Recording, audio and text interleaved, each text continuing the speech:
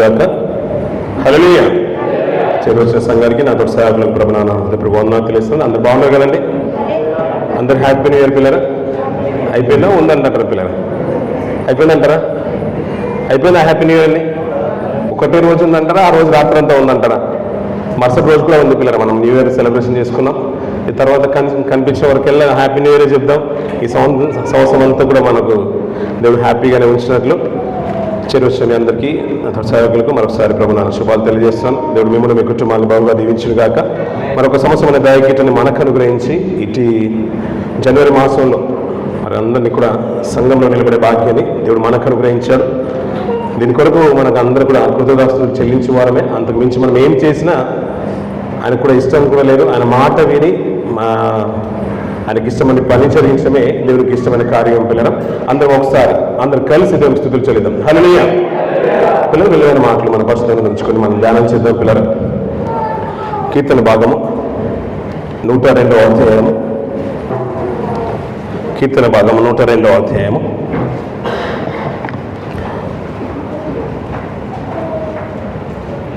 23 నుంచి కొన్ని మాటలు మనం చూద్దాం. పిల్లలు అమ్మా నా దినములు కొద్దిపరచెను,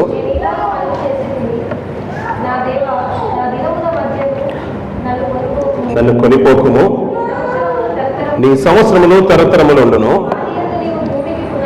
ఆదియందు నీ భూమికి పునాది వేసితివి, ఆకాశములు కూడా నీ చేతి పనులే. అవి నశించును గాని నీవు నిలిచి ఉండువు. అవన్నీ వస్త్రము వలె పాతగిల్లును. ఒకటి అంగవస్త్రము తీసివేసినట్లు నీ వాటిని తీసివేయుదు.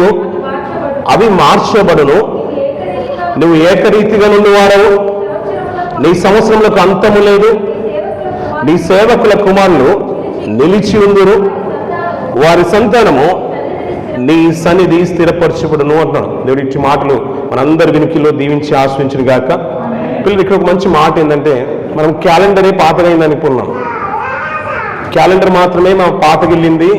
కొత్త క్యాలెండర్ ఎలాగో ఈ సండే మనం తీసుకోవాల్సింది. మరి వారి కుటుంబం మన మధ్య లేదు. సేవకులు ఎలాగో వచ్చే సండే ఇస్తారు కాబట్టి క్యాలెండరే కొత్తది అనుకున్నాం. అది మాత్రమే క్యాలెండర్ పాతదైపోయింది. కొత్త క్యాలెండర్ మన వాళ్ళకి వచ్చేస్తుంది. 2026 రాబోతుంది అని అనుకుంటున్నాం. కానీ చాలా మట్టుకు మన జీవితంలో కొత్తదైంది చాలా ఉంది పిల్లలు. మన న్యూ ఇయర్ రోజున మనకు జ్ఞాపకం తీసుకున్నాం. కొత్త వస్త్రాలు, కొత్త గ్రీటింగ్స్, కొత్త పాటలు. దావీదు గారు అంటారు, నాకు ఒక ఆయుష్ని ఇచ్చేసావు, నాకు ఒక దినం ఇచ్చావు, నాకు ఒక సంవత్సరం ఇచ్చావు, అందుని బట్టి నీకు క్రొత్త కీర్తనను ఎత్తుదును అంటాడు. అంటే ఆయన జీవితంలో దేవుడు ఇచ్చిన దాన్ని బట్టి ఆయన క్రొత్త కీర్తన పాడాడంట ప్రతి సంవత్సరం. అలాగే చాలా మిషనరీస్ కానీ ఈ రోజున మినిస్ట్రీస్ కానీ చాలా మట్టుకు వారి సంఘం తరపున ఒక పాట వస్తుంది. దానికి కారణం దావీదు గారే. ఎందుకంటే ఆయన ఇచ్చిన ఆయుష్ని బట్టి నేను క్రొత్త కీర్తన రాసుదును, క్రొత్త కీర్తన ఎత్తుదును అంటాడు. నేను కొత్త కీర్తన పాడుదును అంటాడు. అంటే ఆ జీవిత కాలంలో మనకిచ్చిన ఆయుష్ని బట్టి మనం దేవుని కంట స్తుతి కీర్తన పాడాలంట. అలాగే చాలా మాటలు మాట్లాడుతున్నారు. కొత్తదైంది చాలా మన జీవితంలో చోటు చేసుకున్నాయి. కొన్నే పాతగిల్లిపోతున్నాయి. ఆ పాతగిల్లిన దాంట్లో ఏమున్నాయంటే ఒకటి బాగా తెలిసింది ఏంది, క్యాలెండర్. ఇంకేమైనా ఉన్నాయి పిల్లరా? ఇంకా నిజం చెప్పాలంటే పిల్లరా, పాతగిల్లినవి మనం అనుకుంటున్నాం కానీ కొత్తదైంది అంటూ ఏదైనా ఉందంటే జీవితంలో మనం అనుకుంటామంటే అన్నీ పాతగానే ఉంటాయి, అన్నీ అలాగే ఉంటాయి, అన్నీ అలాగే ఉంటాయి. కొన్ని మాత్రమే కొత్తగా ఉంది అనుకుంటుంటే దేవుడు అంటున్నాడు ఏంటంటే, మనం చాలా మట్టుకు మన ఆలోచన బట్టి ఏంటంటే భూమి ఆకాశము స్థిరంగా ఉంటాయని మనం అనుకుంటున్నాం. కానీ దేవుని ఒక మాట ఏమంటుందంటే, ఆ మాట కూడా చూడప్పుడు ఆయన అంటున్నాడు ఏంటంటే, నేను ఇలాగనే మనవి చేసి నా దేవా నా దినముల మధ్య నన్ను కొనిపోకము, నీ సంవత్సరములు తరతరమే నుండును. ఆది యందు నువ్వు భూమికి పునాది వేసితివి, ఆకాశములు కూడా నీ చేతి పనులే. అవి నశించును కానీ ఏవి నశించును అంటున్నాడు? ఆకాశము భూమి కూడా గతించిపోతాయంట, కానీ నిలిచి ఉంది అంటూ ఏదైనా ఉందంటే దేవుడు మాత్రమే నిలిచి ఉంటున్నాడ. సంవత్సరములు తరతరములు ఉండునంట పిల్లరా.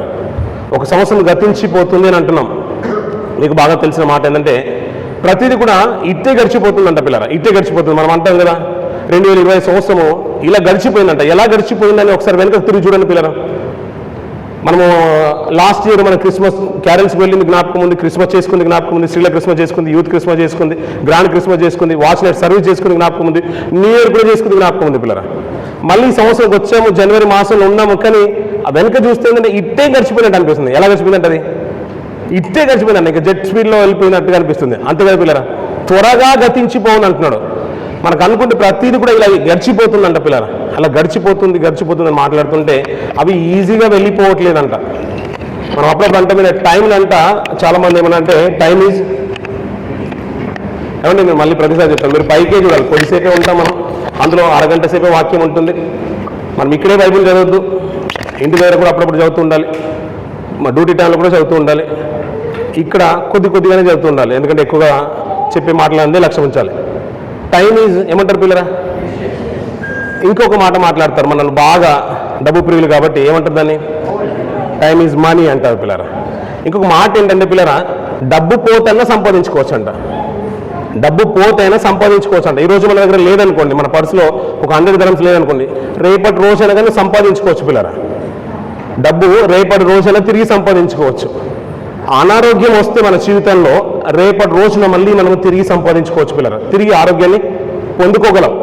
ఈరోజు కారు లేకపోవచ్చు మనకు, రేపటి దినం కష్టపడినా వచ్చే సంవత్సరం లోపు కారు కొనుక్కోవచ్చు మనం అవ్వాలనుకుంటే, కొనుక్కోవాలనుకుంటే. ఈరోజు సంవత్సరంలో ఇల్లు లేకపోయినా, గత సంవత్సరంలో కట్టుకోకపోయినా, ఈ సంవత్సరంలో మనం కట్టుకోవాలనుకుంటే కట్టుకోవచ్చు. అవునంటారా కాదంటారు పిల్లలు? మరి కట్టుకోలేనంటూ తిరిగి సంపాదించుకోలేనంటూ ఏదైనా ఉందంటే ఏంటది? సమయం, కాలము అంటున్నాడు. అందుకనే టైం అన్నారు పిల్లలు. అందుకనే టైం ఈజ్ మనీ అంటారు, కానీ టైం అనేది మనీతో పోల్చదగింది కానే కాదు. మనీని తిరిగి పొందొచ్చు, టైంని మాత్రం తిరిగి పొందలేం పిల్లలు. ఇప్పుడు 2025 సంవత్సరం మన కోసం మళ్ళీ వస్తుందా పిల్లరా? రాదు. అదే డబ్బు గత సంవత్సరంలో మనం కోల్పోయినంత కూడా తిరిగి ఈ సంవత్సరంలో మనము సంపాదించుకోవచ్చు, ఒకవేళ సంపాదించుకోవాలనే పట్టుదల అది ఉంటే కనుక. అంతే కదా పిల్లరా, మనం డబ్బును టైంతో అంటే సమయాన్ని డబ్బుతో పోలుస్తున్నారు, కానీ దాన్ని పోల్చదగింది కానే కాదు. ఇంకా మాట్లాడుకుంటూ పిల్లరా, మీకు కొన్ని విషయాలు జ్ఞాపకం చేశాను. క్యాంఫర్ గురించి తెలుసు కదా, కర్పూరం అంటారు మనం. కొన్ని అవి ఎండలో పెడుతూ ఉంటే ఇట్టే కరిగిపోతాయి పిల్లరా. ఎండలో తీసుకెళ్ళి పెడితే కరిగిపోతాయి. అదే ఎండలో క్లే లాంటి పదార్థాలు ఉంటాయి, తెలుసు కదా పిల్లరా, సాఫ్ట్గా ఉండే మట్టి పదార్థాలు, క్లే లాంటి పదార్థాలు. ఇంకా మనం చెప్పాలంటే జిగటమన్ను అనే మాటలు మనం వింటూ ఉంటాం బైబిల్ ప్రకారంగా. అవి అన్నీ కూడా ఎండలో పెడితే అవి గట్టి అయిపోతాయి. అదే ఎండలో మనం పెడుతుంటే అది గట్టి పడుతుంది. అదే ఎండలో ఈ క్యాండిల్స్ లాంటివి కానీ, ఈ కర్పూరం లాంటిది కానీ, మనము క్యాంఫర్ బాల్స్ మనం టాయిలెట్ రూమ్లో కానీ వాష్రూమ్లో కానీ మనం పెడుతూ ఉంటాం. అవేంటంటే ఎండలో పెడితే అవి మెల్ట్ అయిపోతూ ఉంటాయి. అలాంటివి చాలా ఉన్నాయి. అలాగే పెట్రోల్ కూడా ఒకటి. అది పదార్థమైనా, ఇవన్నీ కొన్ని ఘన పదార్థాలు, ద్రవ పదార్థాలు అయినా కొన్ని ఎండలో పెడుతూ ఉంటే మెల్ట్ అయిపోతున్నాయి, కళ్ళ ముందే కరిగిపోతూ ఉంటాయి. అలాంటివే కొన్ని చల్లని పదార్థాలు మనం ఎండలో పెడుతుంటే గట్టి పడిపోతుంటాయి. అలాంటి గట్టి పదార్థాలు, ద్రవ పదార్థాలు ఎండలోకి తీసుకెళ్ళిపోతుంటే ఇట్టే కరిగిపోతూ ఉంటాయి. అది ఎంతవరకు వాస్తవమో, పెట్రోల్ ఆవిరిలో ఎలాగైతే కలిసిపోతుందో, గాలిలో ఎలాగైతే కలిసిపోతుందో, ఇంకొక మంచి మాట ఏంటంటే మన ఆయుష్ కూడా అలాగే కలిసిపోతుంది పిల్లరా.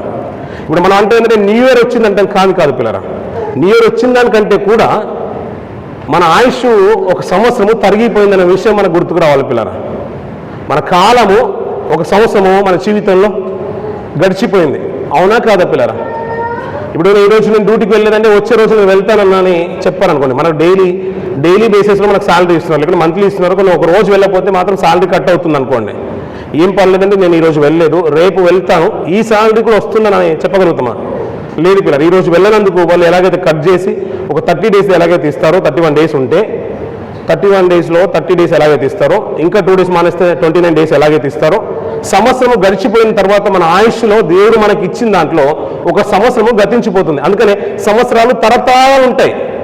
కానీ మన జీవితంలో ఏ రీతిగా అయితే పెట్రోల్ ఎండలో పెడితే ఆవిరైపోతుందో, క్యాంఫర్ లాంటిది కరిగిపోతుందో, మన జీవితంలో దేవుడు ఇచ్చిన కాలం కూడా అట్టే కరిగిపోతుంది పిల్లరా. అందుకని భక్తులు ఒక మంచి మాట మాట్లాడతారు, ప్రసంగి గారు 1వ అధ్యాయం 2 నుంచి కొన్ని మాటలు మనం చూద్దాం పిల్లరా. వ్యర్థమని ప్రసంగి చెప్పుచున్నాడు, వ్యర్థము సమస్తము వ్యర్థమే అంటున్న పిల్లరా. సరిపోతుంది పిల్లరా. మీరు ఎప్పుడైనా పిల్లరా, ఒకప్పుడు మీకు కూడా తెలిసి ఉంటుంది, మీరు కూడా అదే అనుభవం నుంచి వచ్చిన వాళ్ళు కాబట్టి జ్ఞాపకం చేస్తున్నాను పిల్లరా. ఎప్పుడైనా లెటర్ రాసే అనుభవం అయితే ఉంది కదా పిల్లరా, అందరూ రాసే ఉంటారు. ప్రసంగి పిల్లరా 556 పేజ్ పిల్లరా, మీరు అందరు ఇప్పుడే తీసేస్తున్నారు. అక్కడ ప్రసంగి గారు రాస్తున్న మాట ఏంటంటే మాట్లాడుతూనే వ్యర్థం అంటున్నాడు. ఎప్పుడన్నా పిల్లరా, మనం రాసిన ఉత్తరాలు మనకు బాగా తెలుసు, అంతేందుకు మనం మెయిల్స్ కూడా పంపిస్తూ ఉంటాం, అది మనకు బాగా సుపరిచితం. మనం ఎలాగనే మనకు తెలిసిన వాళ్ళు సుపరిచితమైన ప్రియమైన అని డియర్ రీడర్స్ అని డియర్ ఫ్రెండ్స్ అని ఇలా మనం ఎలాగైతే రాస్తుంటామో ప్రసంగి గారు అలా రాస్తుంటే ఇంకా బాగుండేది అనిపించింది. కానీ నా ఇంట్రడక్షన్ ఎలా ఉందంటే వ్యర్థం అంటున్నాడు. ఎవరైనా మాట్లాడుతున్నప్పుడు మీరే పెద్దలు అనుకోండి, మీరే ఎవరితో మాట్లాడుతున్నారు, మీకు అవకాశం వచ్చింది, మీరు మాట్లాడుతున్నారు, చీ అన్నారు అనుకోండి, ఎలా ఉంటుంది పిల్లరా? అందరూ అలర్ట్ అయిపోతారు చీ అన్నాడని. మళ్ళీ చీ అన్నారు అనుకోండి, చిచ్చి అన్నాడు అనుకోండి, ఎలా ఉంటుంది పిల్లరా? ప్రతిదానికి ఇతను చీ అంటున్నాడు, మళ్ళీ చీ అన్నాడు, అరే మళ్ళీ చిచ్చి అంటున్నాడు అంటే అది ఎంత అసహ్యం అన్నట్టో మనకు అర్థమవుతుంది. అంతే కదండి పిల్లరా? ఒక వస్తువుని మనం చూసాం, దగ్గరికి తీసుకుపోగానే చీ అన్నారు, మళ్ళీ చిచ్చి అన్నాడు అంటే ఇది అంత అసహ్యమైందా అన్నట్టు మనకు అర్థమవుతుంది. అదే పిల్లల ఉచ్చారణ అలాగే ఉంటుంది కదా, దాని మీనింగ్ అలాగే ఉంటుంది. ఈయన వ్యర్థం అంటున్నాడు, ఇంకా మాట్లాడుతూ ఉంటాడు, మళ్ళీ వ్యర్థం అంటాడు. ఎవరు చెప్తున్నారంటే ప్రసంగి చెప్తున్నాడు. ఏమని చెప్తున్నాడంటే వ్యర్థము సమస్తము వ్యర్థం అంటున్నాడు పిల్లరా. అన్ని వ్యర్థమేనంట. ఆయన ఇంట్రడక్షన్ అలా ఉంది పిల్లరా. ఆయన చెప్పే ప్రతి మాట ఏమనంటే వ్యర్థం అంటాడు. ఎలా మాట్లాడుతున్నాడంటే ఇంకా సూర్యుని కింద నరులు పలుచుండే పాట అంతటి వలన వారికి కలుగుచున్న లాభమేమి, తరము వెంబడి తరము గతించిపోవచ్చున్నది. ఇప్పుడు మళ్ళీ ఆశ్చర్యం పిల్లరా, భూమి ఒక్కటే ఎల్లప్పుడూ నిలిచినన్నాడు. కానీ ఇందాక కీర్తనకడ మాట్లాడుతూ మాట ఏంటంటే అవి కూడా చేతి పనులే, భూమి ఆకాశము అవి కూడా ఏమైపోతుందంట ఒక దినాన గతించిపోతే పాతగిల్లిపోతున్నాయి. ఒకడు వస్త్రాన్ని తీసివేసినట్టుగా సూర్యుడిని భూమిని దేవుడు తీసివేయగలుగుతాడు, ఆకాశాన్ని కూడా తీసివేయగలుగుతాడు, మార్చివేయగలుగుతాడు అనే ఒక మాట కీర్తనకాడు మాట్లాడుతున్నాడు. మరి నిత్యము నిలిచేదంటే ఏమైనా ఉందంటే దేవుడు ఒక్కడే నిత్యం నిలిచినంట పిల్లరా. దేవుడు ఒక్కడే నిత్యం నిలిచినంట. కానీ సూర్యుని కింద మనుషులు పడుతున్న ప్రతి పాట అంట దానివల్ల ఏమీ ప్రయోజనం లేదంటున్నాడు. ఇంకా మాట్లాడుతూ ఆయన ఒక్క నిలిచిన పిల్లరా 6వ వచనం నుంచి గాలి దక్షిణం అంటున్నాడు. మళ్ళీ కింది చూడమా పిల్లరా 9వ వచనం. మునుపు ఉండినదే సరిపోతుంది పిల్లరా. అలాగే 14వ వచనం, సూర్యుని కింద జరుగుతున్న క్రియలన్నిటినీ నేను చూచి తిని అవన్నీ వ్యర్థములే. సరిపోతుంది పిల్లరా. అలాగే 17 చివరి భాగం కూడా చూడండి పిల్లరా. అయితే ఇది గాలికి ప్రయాసపడితే అని తెలుసుకుంటుంది. అలాగే 2వ అధ్యాయము 11వ వచనం చివరి భాగంలో అంటాడు, ఒకడు గాలికి ప్రయాసపడినట్టుగాను అగుపడను అంటాడు. అలాగే ఇవన్నీ కూడా చదివిన కానీ 2వ అధ్యాయము చివరి భాగమైన, అలాగే 4వ అధ్యాయం 4వ వచనమైన, 4వ అధ్యాయం 10వ వచనం చివరి భాగమైన, అలాగే 6వ అధ్యాయం 9వ అధ్యాయం చివరి అధ్యాయంలో కూడా ప్రసంగం ఏమంటే గాలికి ప్రయాసపడినట్టుగానే ప్రయాసపడుతున్నా అంటాడు పిల్లలు. మీకు అప్పుడు ఈ మాట అర్థం అవడానికి నేను ఒక విషయాన్ని జ్ఞాపకం చేస్తాను పిల్లలు. మీకు ఎప్పుడైనా కుక్క పిల్లలు కాదు పెద్ద కుక్క పిల్లలు, పెంపుడు కుక్కలు కాకుండా ఇంటి దగ్గర మామూలు కుక్క పిల్లలు మీకు బాగా సుపరిచితం అనుకుంటాం. పిల్లలు అనకే బదులు కుక్కనే అందాం, పెద్ద కుక్క పిల్లలు. ఎప్పుడన్నా బాగా అబ్జర్వ్ చేయని పిల్లరా, అది త్వరగా వెళ్తుంది, పరిగెత్తుకుని వెళ్ళి అక్కడ నిల్చుని అటు ఇటు చూస్తుంది. మళ్ళీ ఏదో గుర్తుకొచ్చినట్టు తిరిగి మళ్ళీ వెంటనే వెళ్ళిపోతుంది.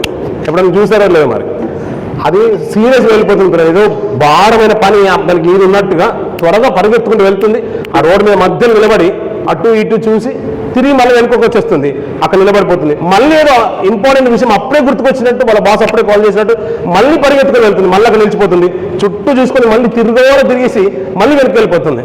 దీన్ని అప్పుడప్పుడు పెద్దలు అందుకు అంటారు, అరే పెద్దల మాట వినరా, లేకుంటే కుక్క బతుకు అవుతుందని అంటారు. విన్నరా లేదు మా మాట?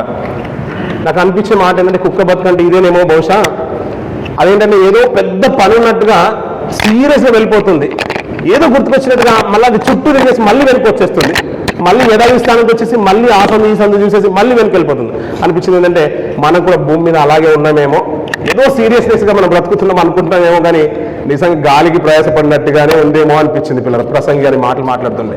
అంటే ఆ కంపారిజన్ అంత బాగలేకపోయినా అదే వాస్తవం అనిపించింది.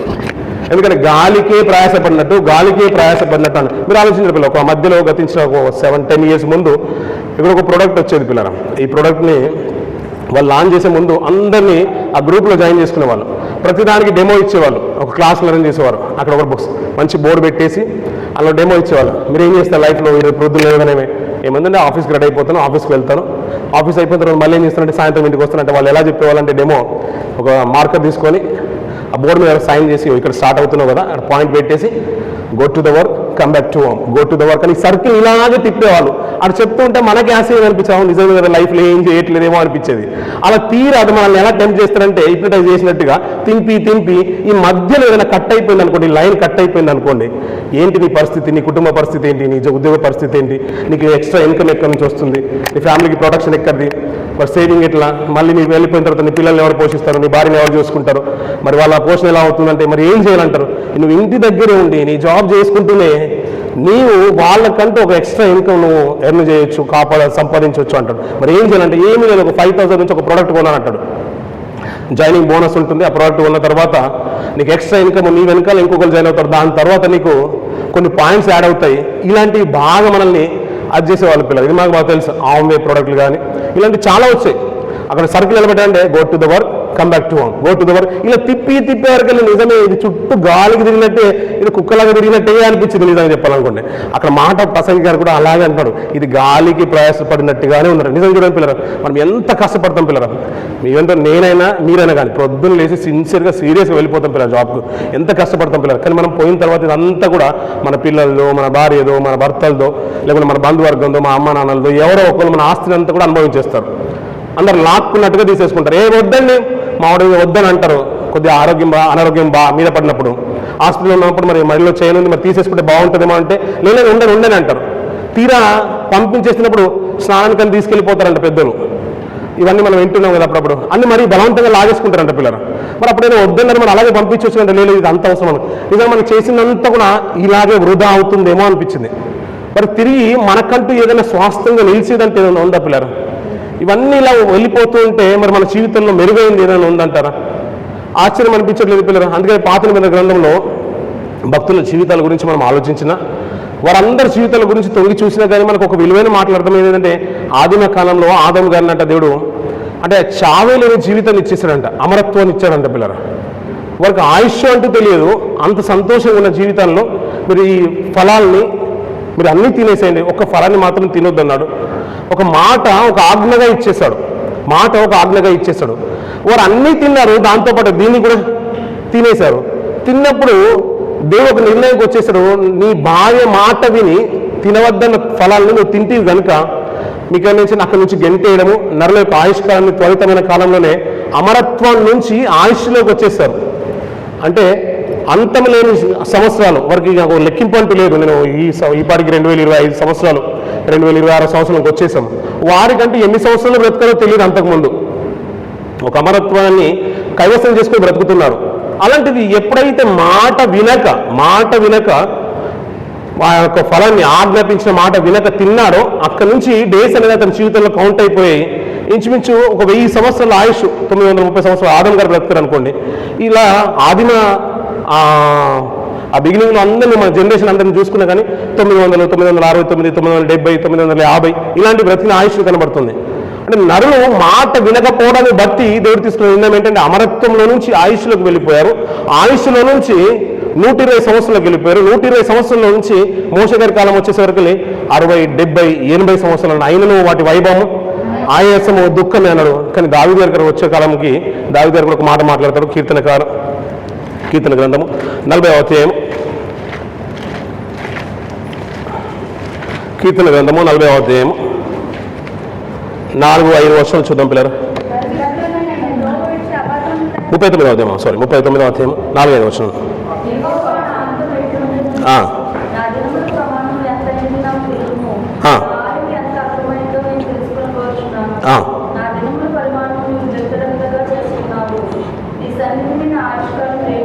సరిపోతుంది పిల్లల. అక్కడ మంచి మాట ఏమంటే, నా దినముల పరిమాణము నువ్వు బెత్తడంత చేసి ఉన్నావు అంటున్న పిల్లల. ఎంత చేశారంట?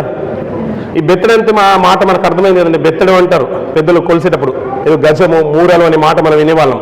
అప్పుడు ఈ మీటర్సు, మైల్స్ ఇదంతా కూడా లేనప్పుడు, ఇంచెస్ అవన్నీ లేనప్పుడు పెద్దలు అడుగులు, గజాలు ఇవన్నీ వీటితోనే కొలిసేవారు, మూరెడుతోని. ఇప్పుడు బెత్తడం అనే మాట మీకు అర్థమైంది కదండి. బెత్తడం అంటే ఎంతండి? 4 వేలు. బెత్తడం ఇదేనండి. అంటే ఇది మా మామూలుగా 4 వేలు అనుకున్నాం, కాదు, ఇది 3-4 పదుల వయసు. అర్థమవుతుందో లేదు ఆయన విధానంలో ఆయన మాట్లాడుతున్నాడు. ఒకప్పుడు 120 సంవత్సరాలు అంటే సగటు అమరత్వంలో ఉండేది వాళ్ళ ఆయుష్ అంతా, ఆదమ వాళ్ళది.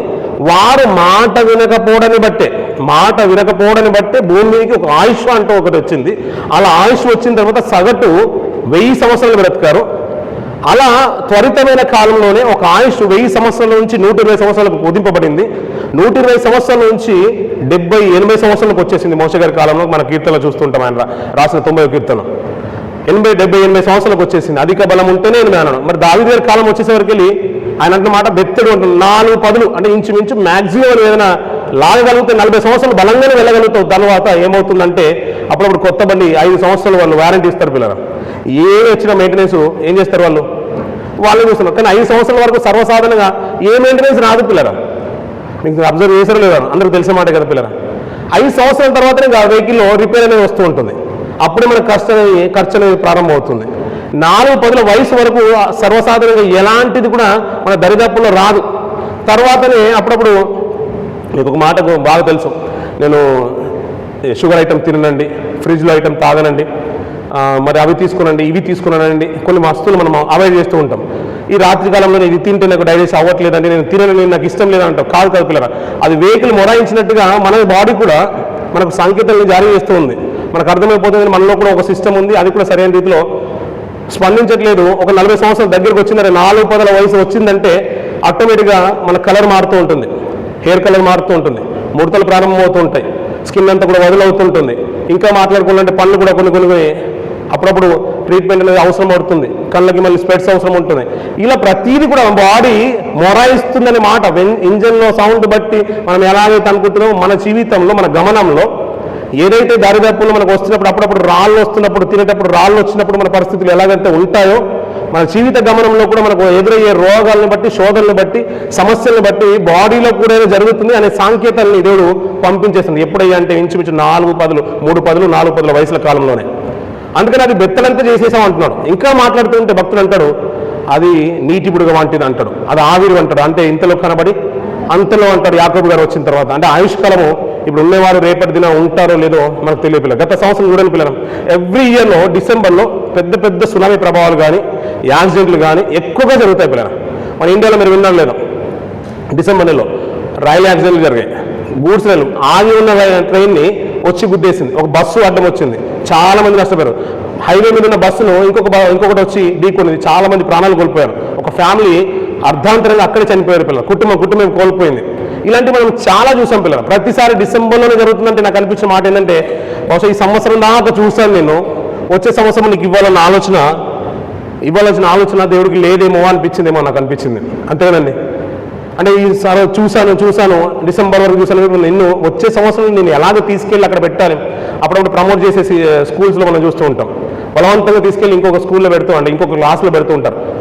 అలాగే కొన్ని మాట్లాడతారు పిల్లలతో అంటారు, బాగా అల్లరి చేస్తున్నావు కదా, ఇప్పుడు పాప వస్తుంది, ఫాదర్ అదే చెప్తుంటారు, లోపలికి తీసుకెళ్తాను, మీరు అల్లరి చేయనంటే లోపలికి తీసుకెళ్తారనే మాటలు ఉంటుంది. నాకు కూడా అది అనిపించింది. ఏంటంటే దేవుడు అనుకుంటున్నామో బహుశా బాగా జాగ్రత్తగా ఉంటావా, వచ్చే సంవత్సరాలకు తీసుకెళ్తాను నేను, జాగ్రత్తగా ఉంటావా, నా మాటకు లోబడతావా, చెప్పిందలా చేస్తావా, పిల్లలకు చెప్పినట్టుగా బహుశా అదే రాత్రి మన ప్రార్థనలోనూ మన వాక్యం వింటున్నప్పుడు ఏదో విధంగా దేవుడు మనతో ఇలాగే మాట్లాడతాడేమో, దర్శనాల ద్వారా కానీ కళల ద్వారా కానీ మనకు ఒక సెన్స్ అనేది ఎప్పుడు పనిచేస్తూ ఉంటుంది. మనం చేసేది తప్పని, సరిగా ఉంటేనే ఇలా ఉండాలనే మాట ఉంటుంది. దేవుడు కూడా అలా అనుకుంటున్నామో ఈ సంవత్సరం వాడు బాగా అంటే ఉంటాడేమో, తను బాగుంటుందేమో, ఈ సంవత్సరంలోకి మనం ఈ 26లోకి కూడా మనం లాగి అక్కడ పెడదాము, ఒక అవకాశం ఇద్దాం. మనకు చెట్టుది బాగా తెలుసు కదా, ఈ సంవత్సరం కూడా ఉండనిమ్ము అనే మాట నాకు అలాగే అనిపించింది. బలవంతంగా తీసుకుని వచ్చి మనల్ని పెట్టేసాడేమో ఇక్కడ అనిపించింది. అంతే కదా పిల్లరా. ఇప్పుడు ఒకవేళ లేదంటే నేను మంచి బ్రతకను అందును బట్టే ఈ ఇయర్ నాకు కూడా దేవుడు బాగా ఇచ్చాడని నేను చెప్పడం వాళ్ళకి ఏమీ లేదు, అందులో ఏమీ లేదు. వెనుకకుండా చూస్తుంటే కొన్ని జ్ఞాపకాలు ఉంటాయి పిల్లరా. నిజం చెప్పిన పిల్లరా, 2025 సంవత్సరంలో దేవుని కంటూ మనం ఏ మంచి కార్యం చేసి ఉంటాం, అందును బట్టి ఇంత గొప్ప ఘనమైన ఒక సంవత్సరాన్ని మనకు ఇచ్చుంటాడు. కానీ ఆయన ఆశ చాలా గొప్పది పిల్లరా. నువ్వు తన కొరకు బ్రతుకుతావని, తన కొరకు అబద్ధం ఆడకుండా ఉంటావని, పాపం చేయకుండా నా కొరకు పరిశుద్ధులుగా ఉంటారని, నీతి కార్యాలు జరిగిస్తామని, ఆయన యొక్క మరణ సువార్తను నువ్వు మరణం వరకు, నీ అంతం వరకు నువ్వు ప్రకటిస్తావని ఆయన ఆలోచనలు చాలా గొప్ప ఉంటాయి. అంటే నువ్వు చేస్తావని, నాకు ఒక బ్రతుకుతావని.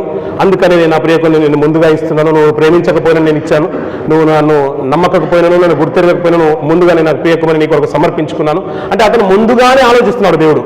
పిల్లలు నా కొరకు బ్రతుకుతారని వారికంటూ ఒక ఇల్లు కట్టి ఇవ్వడము, పిల్లలు మా కొరకు ఉంటారని మంచి ఎడ్యుకేషన్ ఇవ్వడము, వారికంటూ కన్స్ట్రక్షన్ చేసి ఇవ్వడము, వాళ్ళకంటూ ఒక ఎస్ఎస్ఎల్ని సంపాదించి పెట్టడం, ఇవన్నీ కూడా మనం ముందుగానే ఆలోచించినట్టుగా తండ్రి కూడా అదే అనుకుంటున్నాం. మోసం వీళ్ళు నాకు ఒక బ్రతుకుతారని ఒక సంవత్సరంలోంచి 2026లోకి బలవంతంగా మనం నెట్టేసాడేమో అనిపించింది పిల్లరా. ఏమన్నా ఇక్కడ నుంచి మన చేతుల మీదే ఉంది పిల్లరా, మన భుజస్కంధాల మీద ఉంది. ఏమంటే మనలో మంచి లేకపోయినను ఆయన ఏ రీతి అయితే ప్రేమించి తన ప్రియకుమార్ని మన కొరకు ఎలాగైతే సమర్పించేశాడో అలాగే ఈ సంవత్సరం అనే దయాకిరీటాన్ని కూడా మన తల మీద పెట్టేశాడంట, కిరీటంగా పెట్టాడంట ఈ 365 రోజులు. ఏమంటే మళ్ళీ వచ్చే సంవత్సరంలో మనం ఇట్టే గడిచిపోతే పిల్లరా. మన జనవరి 1లో మనం ఆరాధనలో పాల్గొన్నాం, మళ్ళీ ఒక సండే వచ్చేసింది పిల్లరా. ఒక రోజు అయిపోయింది, 24 గంటల తర్వాత ఒక రోజు వచ్చేసింది, మళ్ళీ 2వ రోజు 3వ రోజు 4వ రోజు ఒక వారంలోకి మారిపోయాం. మళ్ళీ వచ్చే వారానికి 2 వారాలు అయిపోతుంది, నెల 2 నెలలు 3 నెలలు 12 నెలలు అయిపోతాయి. తీరా చూస్తుంటే ఇట్టే గడిచిపోయినట్టుగా అనిపిస్తూ ఉండదు, మళ్ళీ వెళ్ళిపోతాం పిల్లలు. కానీ వెనక చూసుకుంటే పిల్లరా, నేను దేవుని కంటూ నేను ఏం చేశాను, అంత బలమైన కార్యక్రమం, అంత మంచి కార్యక్రమం నేను దేవుని కొరకు ఏం చేశాననే మాట మన నిజ జీవితంలో ఎప్పటికీ ఉండాలి పిల్లరా. మనకంటే ఒక సాక్ష్యం ఉండాలి. అందుకనే మనం అప్పుడప్పుడు మనం జ్ఞాపకాలతో కూడిక రోజు మనం జ్ఞాపకం చేసుకుంటాం. వారి క్రియలు వారి వెంట వెళ్ళును అని మాట. వారు చనిపోదారు, వారి క్రియలంట వారి వెంట వెళ్ళను అనే మాట. ఏమైనా ఈ సంవత్సరంలోకి మనం అడిగిన తర్వాత కూడా మన క్రియలు ఏమున్నాయి, ఆ తర్వాత వచ్చే సంవత్సరంలోకి ఏదో 25 ఎలాగో గడిచిపోయింది పిల్లరా. దేవుడు ప్రేమతోనో ఆశీర్వాదంగానో వరంగానో ఈ సంవత్సరం అనే దయగిట్టుని మనకు అనుగ్రహించేశాడు పిల్లరా. కొంతమంది మన నీతి క్రియలను బట్టి ప్రార్థన జీవితాన్ని బట్టి ఇది ఇచ్చాడని మనం గుండెల మీద చేతేసుకొని చెప్పగలిగితే చాలా సంతోషం. దేవుడికి మహిమ కలుగును గాక. మన జీవితాలకు అద్భుతంగానే ఉంటుంది. ఒకవేళ మంచి కార్యం లేకపోయినను ఇచ్చాడంటే అది ఒక వరంగానే ఇచ్చాడు. తర్వాత మనం వచ్చే సంవత్సరం వెళ్ళకంటే ముందుగా అంటే రేపటి రోజు ఏం జరుగుతుందో మనకు తెలియదు. అది ఆవిరి లాంటిది, నీటి బుడగ లాంటిది. అది అందుకనే స్వల్పమైంది అల్పమైంది మనం ఆయుష్కాలం అన్నాడు కాబట్టి మన అంతం ఎట్లున్నో మనకు తెలియదు. కాబట్టి మన కళ్ళు మూసే రోపే మనం దేవుని కంటూ చేసిన కార్యాలు కూడా కొన్ని ఉండాలి పిల్లరా. అప్పుడప్పుడు లక్కీగా జాబ్ వచ్చిందండి, తన రెఫరెన్స్ వల్ల నాకు జాబ్ సంపాదించుకున్నాను, ఆయన రెఫరెన్స్ వల్ల వచ్చింది, అతని అవకాశం వల్ల నీకు వచ్చింది. ఎవరో నేను తీసుకొని వచ్చి క్రోంబర్ కంపెనీలోనో బల్దియాలోనో ప్రైవేట్ కంపెనీలోనో అక్కడో గల్ఫ్ లాంటిలోనో ఎక్కడో ప్రైవేట్ కంపెనీలోనో మనం జాయిన్ అయిపోయాం పిల్లరా. షేక్ ప్యాలెస్లోనో అక్కడెక్కడ ఉన్నాం. అక్కడ ఉన్న తర్వాత నువ్వు అలాగే ఉంటే ప్రయోజనం ఏంటి? ఏదో నీకంటూ 4 రాళ్ళు సంపాదించుకోమని అంటారు కదా పెద్దలు. ధనాన్ని సంపాదించుకున్నావో, ఇల్లు కట్టుకున్నావో, ఏదో నీ అప్పులన్నీ తీర్చుకున్నావో, పిల్లలకుంటే మంచి భవిష్యత్తును నువ్వు ఏర్పాటు చేసావో, ఏదో కొన్ని సంపాదించుకుని తీసుకున్న తర్వాత కొనడానికి మన వాళ్ళకి అవకాశం ఇచ్చారు. కానీ దాన్ని సద్వినియోగం చేసుకుని గొప్పగా బ్రతికేశారు, చాలా డబ్బు సంపాదించుకున్నారు, పర్లేదు వాళ్ళకంటూ ఒక గుర్తింపు సంపాదించుకున్నారని ఎలాగైతే సమాజం గుర్తెరుగుతుందో దానికి కృతజ్ఞత కలిగి ఉంటున్నామో అలాగే దేవుడిచ్చిన ఆయుష్కాలని కూడా ఈ సంవత్సరానికి కూడా మనం కూడా కృతజ్ఞత కలిగి ఉండాల్సిన బాధ్యత మన మీద ఉంది పిల్లరా. అందుకని ఇందాక చదువుకున్న మాట మళ్ళీ చదవండి పిల్లరా. అదే కీర్తన భాగం మొదటిగా చదువుకున్నది 103వ అధ్యాయము 27వ వచనం నుంచి అమ్మా. 102వ అధ్యాయం 27వ వచనం నుంచి 102వ అధ్యాయం 27వ వచనం.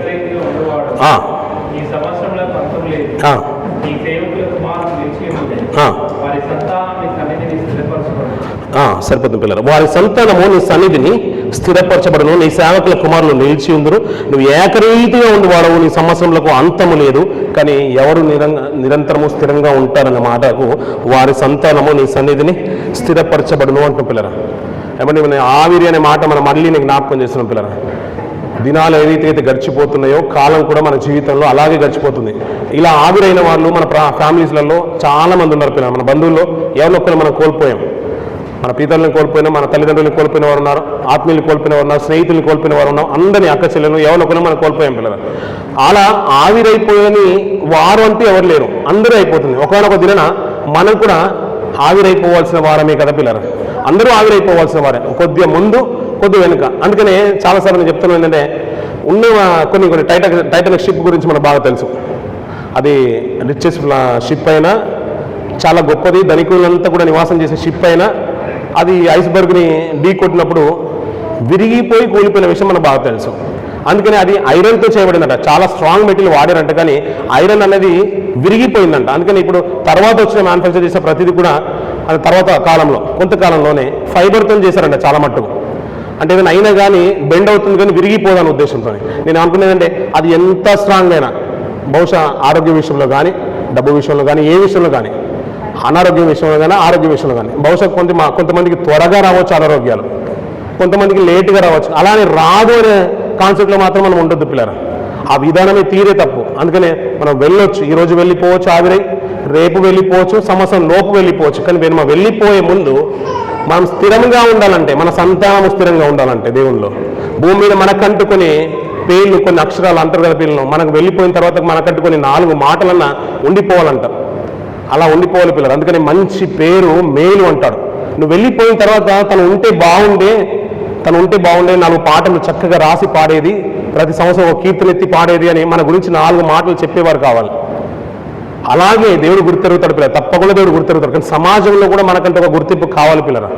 అందుకని ఇప్పుడు చాలామంది సేవకులు వెళ్ళిపోయినా కానీ వారి పాటలు మనం నేటికి స్మరణ తెచ్చుకుంటున్నాం. అందులో యేసన్న గారు ఒక్కరు. అలా చాలామంది మన పాటలు స్మరణ తెచ్చుకుంటే అంటే వాళ్ళు ఎలా ఉన్నారనేది దేవునికి అది అంకితం అనుకోండి, భక్తి జీవితం. కానీ కొంతమంది సాక్ష్యం అనేది ఉంటుంది కదా వారి జీవితం పట్ల. అందుకని మనం కూడా ఆవిరైపోవాల్సిన రోజులు త్వరితంగానే ఉన్నాయి పిల్లరా.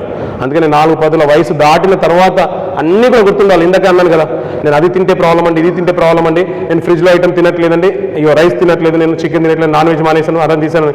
మనల్ని కూడా చాలామంది ఏమనుకున్నారంటే వాక్యం అండి నేను అది కూడా అప్పుడప్పుడు వింటానంటే అది కూడా నేను వినట్లేదని ఆ ధోరణి అనేది సమాజంలోకి వచ్చేసింది పిల్లలు. మీ ఇంట్లోకి వెళ్ళిన తర్వాత పిల్లలు నేను ముంచేస్తాను. మీ ఇంట్లోకి వెళ్ళిన తర్వాత డోర్ తీసిన తర్వాత మీరు ఒకసారి చూడండి, మీ రూమ్కి వెళ్ళిన తర్వాత కానీ, మీ డోర్ తీసిన తర్వాత, మీ బెడ్రూమ్కి వెళ్ళిన కానీ, మీ హాల్లో ఫస్ట్ ఎంట్రన్స్ డోర్ తీయగానే, మీ రూమ్ డోర్ తీయగానే ఒకసారి చూడండి పిల్లలు, ఇంట్లో ఉన్న వస్తువులన్నీ చూడండి. అందులో ఉన్న ప్రతి వస్తువు మన శరీరానికి సంబంధించింది, అందులో ఉన్న ప్రతి వస్తువు మన శరీరానికి సంబంధించింది పిల్లలు.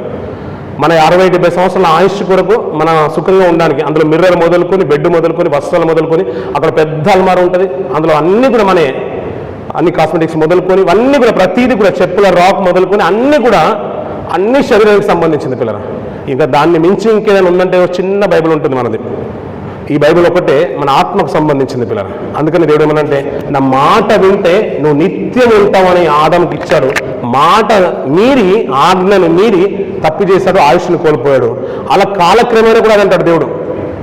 సమూయేలు గారి సందర్భంలో కూడా అంటాడు, బలుల కంటే కూడా మాట వినుట 15:22 అంటాడు, మాట వినుట శ్రేష్టం అంటాడు. ఏమంటే ఆజ్ఞగా మాట ఇచ్చాడు పిల్లలు. అందుకని మరియ మార్తల సందర్భము మాటల యందు లక్ష్యం ఉంచినట్టు ఉత్తమమైనది దేవుడు ఆమె ఎన్నుకొనేను అంటాడు పిల్లరా. మీరు కూడా ఉత్తమైన దాన్నే ఎన్నుకోండి పిల్లరా.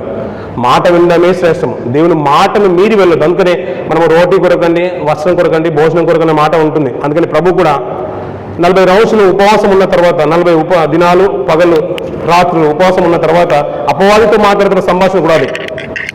మనుషుడు రొట్టె వలన మాత్రమే కాదంట, దేవుని నోటి మాట వలన కూడా దేవుడు వాడిని జీవింపజేయగలుగుతాడు పిల్లలు. అందుకని మాటకు మాత్రమే అవకాశం ఇవ్వడు పిల్లలు.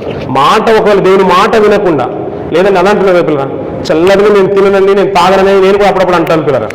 లేదు షుగర్ ఐటమ్ నేను కూడా తీసుకున్నాను మీరు కూడా అప్పుడప్పుడు అంటూ ఉంటారు. చికెన్ ఈ మధ్య పడట్లేదండి, డైజెస్ట్ అవ్వట్లేదంటే ఏదో ఒక కారణం చెప్తున్నా. అలాగే దేవుని మాట కూడా నాకు పడదండి, దీన్ని పక్కన పెట్టేసిన స్థితిగతుల్లోకి మనం వెళ్ళొద్దు పిల్లలు. ఎందుకంటే ఇది ఒక్కటే మనల్ని ఆత్మని రక్షించేది. మిగతావన్నీ కూడా మన శరీరానికి సంబంధించింది. కారు మొదలుకొని, మన ఇంట్లో ఉన్న బెడ్ మొదలుకొని ప్రతి వస్త్రము మన బాడీకి సంబంధించింది, మన అవసరాల కొరకు సంబంధించింది.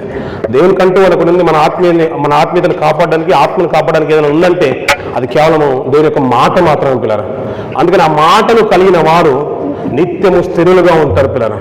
మనం వెళ్ళిపోయిన తర్వాత మనకంటూ 4 అక్షరాలు ఎవరో కొన్ని సాక్ష్యం చెప్పి మనల్ని నిలబెడతారు పిల్లలు. ఎవరు చెప్పినా చెప్పకపోయినా దేవుడు మాత్రము తన దూతల్ని పంపించి నీకు ఒక మంచి సత్కారాన్ని దేవుడు ఏర్పాటు చేస్తాడు. ఓ ఉన్నత రాజ్యాన్ని కూడా దేవుడు ఇస్తాడు పిల్లలు. అలా చివరిగా ఈ 2026 సంవత్సరం డిసెంబర్ 31 రోజున నువ్వు సాక్ష్యం చెప్పే రోజున నేను నా దేవుని కొరకు ఇలాంటి బలమైన కార్యక్రమం చేశానండి. ఏ రోజు సాహసం మానుకోలేదండి. ఆ డ్యూటీని బట్టి మనం రావట్లేదు అనుకోండి, అది వేరే విషయం. నేను దేవుని కొరకు నమ్మకంగా ఉన్నానండి. పాపానికి ఏమాత్రం కూడా అవకాశం ఇవ్వలేదండి. నేను ప్రార్థన చేసుకున్న పడుకున్న రోజు లేదండి, ప్రతిరోజు ప్రార్థన చేసుకుని పడుకుంటానండి. నేను లేచినప్పుడు ప్రార్థన చేసుకుంటాను, పనికి వెళ్ళినప్పుడు ప్రార్థన చేసుకుంటాను, భక్తిగా ఉంటానని. ఏమాత్రం కూడా పాపము నా కంటి దాకా రానివ్వకుండా నేను బ్రతుకుతున్నానని ఒక బలమైన సాక్ష్యం నీ మనసులో ఉంటే చాలు. వేరే వాళ్ళని గురించి సాక్ష్యం చెప్పాల్సిన అవసరం లేదు. ఈ 2026 సంవత్సరము ఆ రీతిగానే మనందరి ఆత్మ జీవితాలకు ఉండాలని నేను కోరుకుంటున్నాను. దేవుడు ఇచ్చాడు, వరంగానే ఇచ్చేశాడు. కానీ ఇది ఎలా ఉండాలంటే ఇది వారే ఎలిజిబుల్ అన్నట్టుగా ఎలాగైతే మనకు చాలామంది బైబిల్లో మనకు చాలామంది కనబడుతుంటారు పిల్లలు. టైం అయిపోయింది. బైబిల్లో చాలామంది కనబడుతూ ఉంటారు. సూర్యచంద్ర నక్షత్రాలు నిలిచిపోయిన సందర్భము ఎవరి కాలం చూస్తాం మనం? యెహోషువ గారి కాలం చూస్తాం. కానీ ఆయుష్ తిరిగి పొందుకున్నది మాత్రం ఎవరు? నేను అంటాను పిల్లరా, మళ్ళీ అలాంటి అవకాశము నీకే రావాలి. ఒకవేళ పోయే కనుక కాలం కనుక వస్తూ ఉంటే, మన మరణ పడక మీద బెడ్ మీద ఉన్నా, అనారోగ్యంతో హాస్పిటల్ ఉన్నా, మన ఇంట్లో ఉన్నా, ఎక్కడున్నా కానీ దేవుడు మనం అందుకు కనికరపడి ఎజికి అంటాడు, నేను చేసిన ధర్మకార్యాలు నీతి కార్యాలు నీ యందు ఏ రీతిగా నడుచుకుంటున్నా ఒక్కసారి జ్ఞాపకం తెచ్చుకో అంటాడు. అలాంటి ప్రార్థన నువ్వు నేను చేయాలి. ఈ 2026 సంవత్సరము నీకే ఇవ్వాలి. ఎందుకంటే నువ్వు అంత గొప్పగా బ్రతికావు కాబట్టి ఒక దయాకిరీటంగా దేవుడు నీకు ఇచ్చాడు అనుకున్నావు కదా. లేదు, నీకే దక్కాలనే మాట దేవుని నోట నుండి రావాలి, మన మనసులోకి తెలియాలి, మన ఆత్మకు తెలియాలి. ఇది నాకే దక్కాలి, ఎందుకంటే నాకు అవకాశం ఇవ్వలేదండి, నేనున్నాను నాకు అవకాశం ఇవ్వలేదని ఎలాగైతే మనం వాదిస్తామో ఈ ఆయుష్ కూడా దేవుడు మనకి ఇవ్వాలండి. ఎందుకంటే నేను అంత నీతిగా బ్రతకనని దేవుని దగ్గర మన సాక్షి కూడా అంత బలంగా ఉండాలి పిల్లరా. ఆ రీతిగా మీ ఆత్మజీవితాలు కాపాడుకోండి. ఈ కొద్ది మాటలు దీవించి ఆశ్రయించుగాక.